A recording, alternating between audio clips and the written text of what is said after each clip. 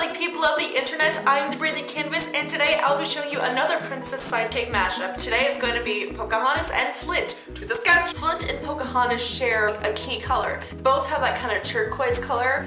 Flint with his body, it's more green. With Pocahontas, she has that turquoise necklace. So the two really connect well together already. We have a lot of different streaks of color around the eyes. I'm doing that kind of arrow point to really signify the beak of the hummingbird. And then we're gonna do a little bit of a turquoise contouring around the cheeks. And then we have the red lips. That's the only area where it's gonna be a different color.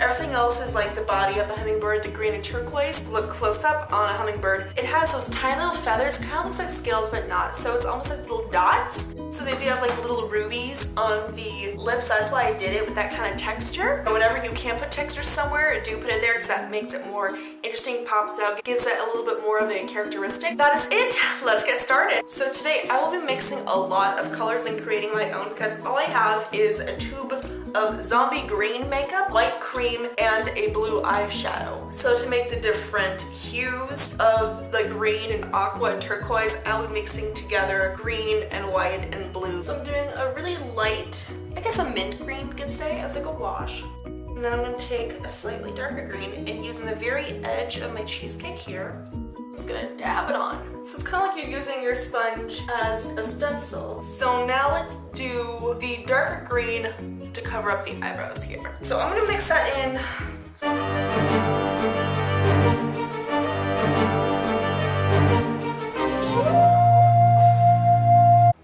So I gotta figure it out. What I did is I took my green, my zombie avocado green, and I mixed it in with a little bit of my metallic silver makeup, but that made it very close to my kind of mint color here, but with a little bit of a shimmer.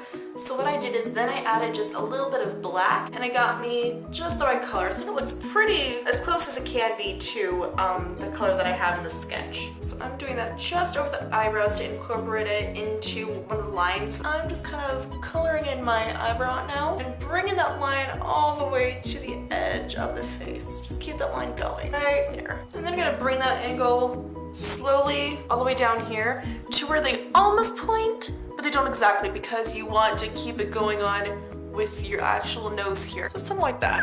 Alright, so now for this next step, I took my avocado green and put in just a few specks of my dark blue eyeshadow. I'm kind of making like a little wing here, but I'm not going all the way to the end of my eye from the edge of where your iris is. You kind of just make a 45-degree angle up. And then go just on top of your crease here and then connect that. And then you're gonna take this and connect it down here. Just like that. Then I'm gonna do a little line below here. I'm gonna parallel that line you have. Go across. And then so I want that blue to end kind of close to the edge here. So this is where having a sketch and planning everything out is very helpful because you can already see what it's gonna look like on the face. So I'm gonna color in my lid here. Yeah, I think I made that just a little bit too much. So what you can do is take a clean side of a cheesecake. This can be used as a really good eraser and just kind of brush that away. So now I've been working on getting this color. I was trying to get it to be the same kind of mint color as this. It's becoming kind of like a light blue aqua-y color. Aqua-y. I'm okay with that. As long as it's even on both sides, I'm cool. So what I'm doing now is just carrying that on below here. I'm just dabbing along here. What kind of feathers onto the skin so I don't have just an abrupt stopped line at the very end. This helps transition period of like heart, you know, all these distinct lines and then skin. Create that feather look in this area here since we have a nice big open space for that. I brought this section up because remember we want to keep it that 45-degree angle up. Now, I would say use a powder to set this in, but I'm not gonna use just any powder. I'm gonna use a shimmery green powder. And this way it also gives that iridescent of hummingbird's feathers because they're almost like have a shininess to it and shimmery. And yes! You know, I would say do the shimmeriness first and then do the textures because even lightly, it does kind of blend it in together. I'm gonna add some shimmery down here too. I went over the feathering. I did more on the edge here, again, to help transition. All right, so for the cheek contouring, what I'm doing is I'm taking my avocado green, I'm mixing it with a little bit of black and just putting it down on my shadow line here. I made sure I had some more mint on the cheek to give it a highlight for the shadow. And then I'm gonna take my kabuki brush and I'm just gonna blend that in so it's just a line. You know what I'm saying? So I'm gonna do a little bit of eyeliner, following the fashion of a 45-degree angle here. Alright, so the last step is the lips. So you're gonna put on the brightest, boldest red you have.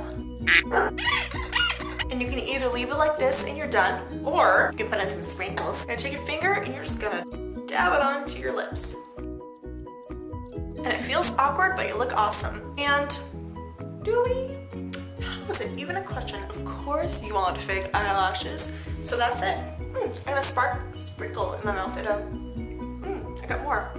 Okay, I'm gonna close this video before I eat my lips. Thank you so much for watching this video. I really hoped you liked it. If you did, please click on that thumbs up button down below. Oh, it's so sweet. Okay, alright, I'll see you all lovelies next time. Bye.